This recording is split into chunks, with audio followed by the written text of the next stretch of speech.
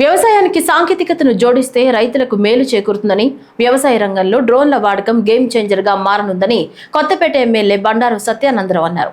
అంబేద్కర్ కోనసీమ జిల్లా రావులపాలెం జిల్లా పరిషత్ బాలికల ఉన్నత పాఠశాల ప్రాంగణంలో మంగళవారం జరిగిన కార్యక్రమంలో ఆయన వ్యవసాయ యాంత్రీకరణ పథకాన్ని ప్రారంభించి రైతులకు పవర్ టిల్లర్లు, డ్రోన్లు పంపిణీ చేశారు. ఈ సందర్భంగా ఎమ్మెల్యే సత్యానందరావు మాట్లాడుతూ సుమారు 1,05,00,000 రూపాయల సబ్సిడీతో నియోజకవర్గంలో 52 పవర్ టిల్లర్లు, 7 డ్రోన్లను రైతులకు అందజేశామని చెప్పారు. వ్యవసాయ రంగంలో నానాటికి పెరుగుతున్న పెట్టుబడులను నియంత్రించి అధిక దిగుబడులను సాధించేందుకు వ్యవసాయ యాంత్రీకరణ ఎంతగానో దోహదం చేస్తోందన్నారు. అనేక రకాలైనటువంటి సమస్యల పరిష్కారం చేసడానికి వ్యవసాయంలో డ్రోన్ గేమ్ చేంజర్ కాబోతూ ఉన్నాయనేది సందర్భంగా నేను తెలియజేస్తూ ఉన్నా. ఇప్పుడు మన జిల్లాలోనే మొట్టమొదటిగా మన రావులపాలెంలోనే ఈ డ్రోన్ నాడు 7 ఇక్కడ అందివ్వడం జరుగుతూ ఉంది.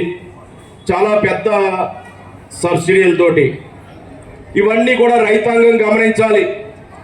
ప్రభుత్వం అనేక రకాలైనటువంటి కష్టాల్లో ఉన్నా, ఇబ్బందుల్లో ఉన్నా ఏ ఒక్కటి కూడా తగ్గేదే లే, ఏ విషయాలను కూడా తగ్గట్లేదు. అన్నీ జరగాలి.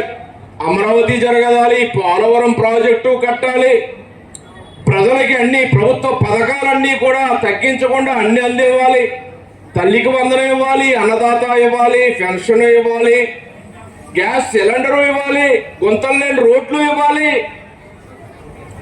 అన్నీ కూడా అన్న క్యాంటీన్ నడపాలి, 5 రూపాయలకే భోజనం పెట్టాలి.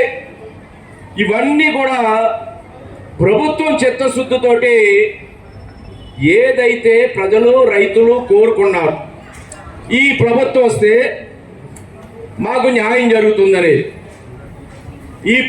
ఇటువంటి ప్రభుత్వం కావాలని ఎన్డీఏ కూటమి ప్రభుత్వం కావాలనుకున్నారు. ఆ నమ్మకాన్ని నిలబెట్టుకుంటూ ఈనాడు ఎన్డీఏ కూటమి ప్రభుత్వం పాగులాడుతూ ఉంది. కష్టాలున్నాయి, ఆర్థిక ఇబ్బందులు ఉన్నాయి, అయినా ఏ ఒక్కటి కూడా తగ్గేదేలే. ఈనాడు అన్నదాత సుఖీభవ అన్నదాత కార్యక్రమం కూడా త్వరలో అమలు చేయబోతూ ఉన్నారు.